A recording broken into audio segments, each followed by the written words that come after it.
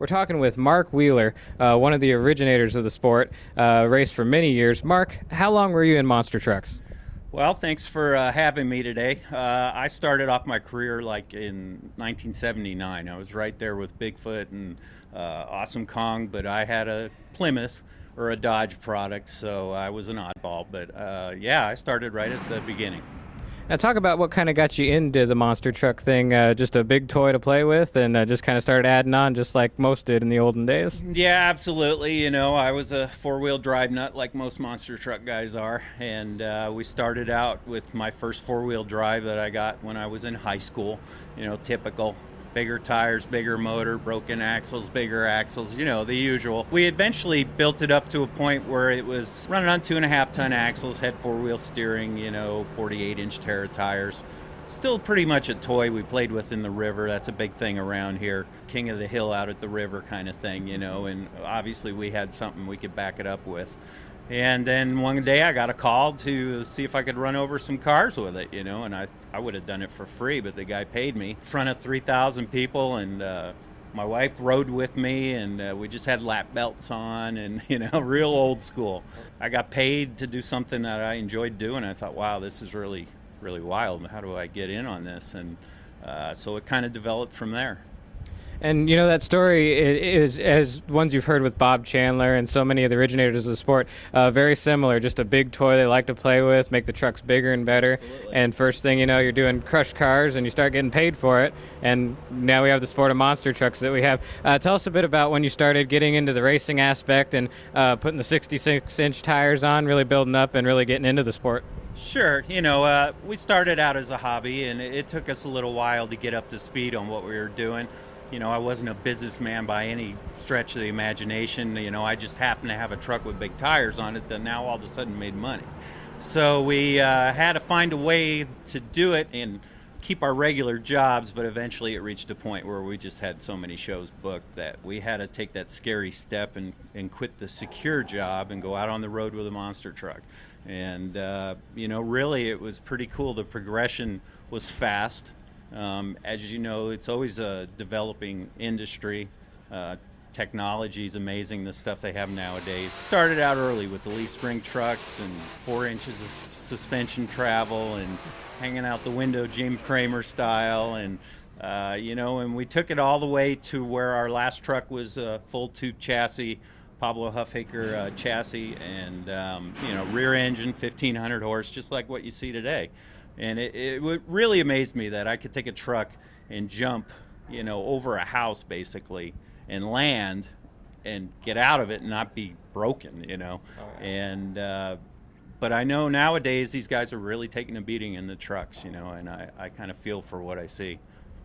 Sure. Now talk about the second truck. You did the first truck. It was mostly kind of, you know, putting bigger stuff on there, and you eventually went to the 66-inch tires. But then you built the one specifically built to be a monster truck and started racing in the old TNT days and some of the other shows you did. Yeah, TNT was a big TV thing back then, and we raced with those guys and several other promoters. You know, we kind of spread ourselves around. We weren't with one promoter all the time. But, yeah, it was a big change. When we first went to the 66-inch tires, we just had straight 5-ton axles. And most guys know monster trucks, that's a bad combination. And we broke a few wheels off, and, you know, so we anteed up and went to the planetaries and more of what you would consider, you know, a monster truck. It had a name on it, you know, it had a flashy paint job. We started being more professional, wearing fire suits, that kind of thing, you know. So we toured with that truck, and it was fine. Back then, you know, it was, if you got a little bit of a wheelie, things were cool. And we did that for quite a few years, and the trucks progressed, just like everybody's. That truck was a short wheelbase truck, about 106-inch wheelbase, and that wasn't any good for racing.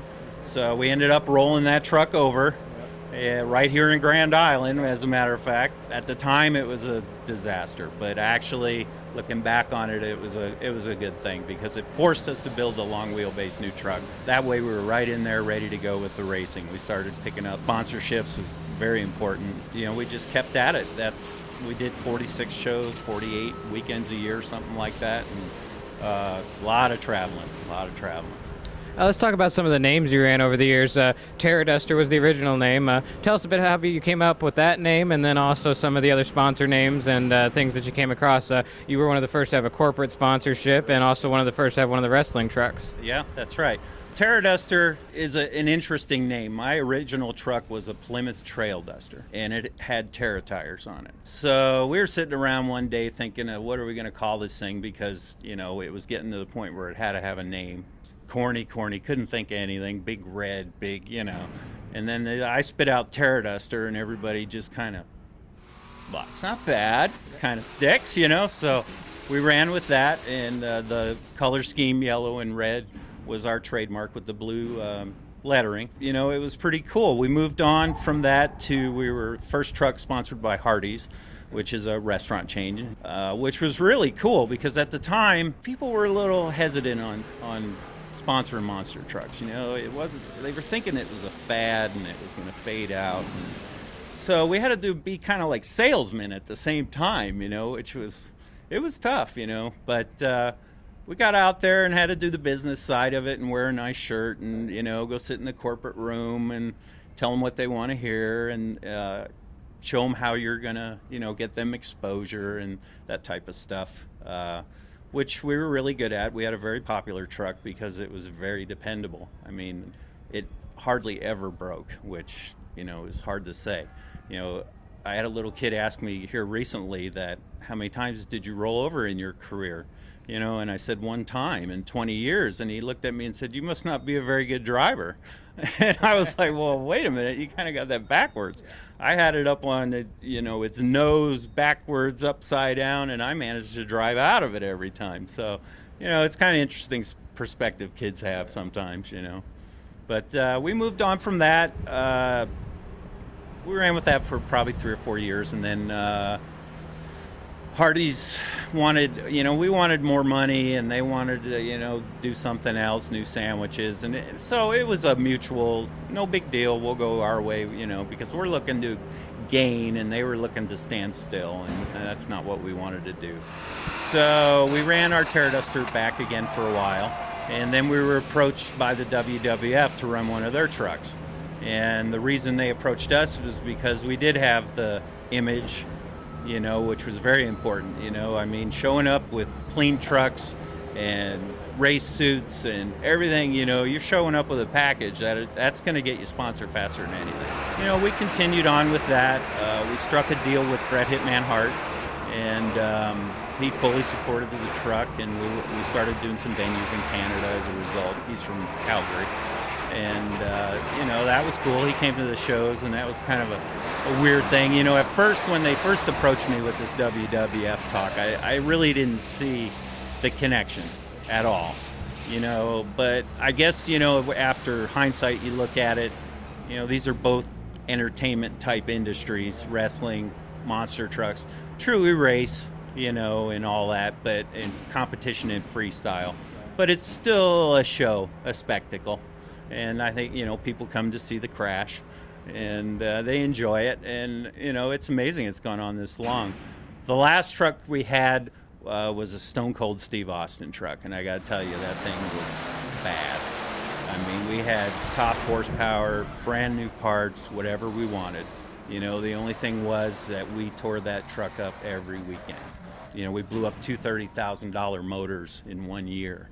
And, so that's pretty hard on the budget. But if you're going to run at that level, in those days, my competition was Great Digger and Bigfoot. I mean, I was put up against those guys, and they expected me to win, and it's a lot of pressure.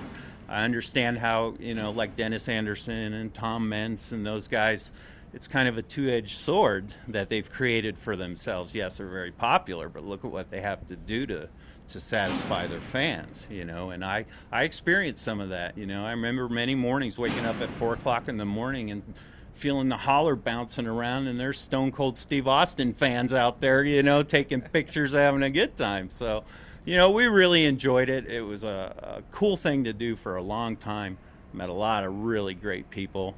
Have no regrets, really. Now let's talk about your exit from the sport. About what year was this, and what were some of the reasons that you guys decided to go ahead and retire? Well, like I said, we'd been on the road for about 20 years. And although people think it's glamorous, all these big stadiums and everything, the glamorous part is pretty small. It's a couple hours, maybe 8 hours a weekend, something like that. The rest of the time, it's a job, to make sure you're ready for the next show. You got to have the right parts, all that kind of stuff. So, it is a business and you have to run it that way. And we were successful at it. And after being on the road for 20 years or so, I had an opportunity to sell my truck and move over more to the business side. Motorsports Entertainment Group hired me to fly in and build tracks and, be an event coordinator and that kind of stuff. And I really thought that was going to be my niche. And so I went in that direction. We sold the truck.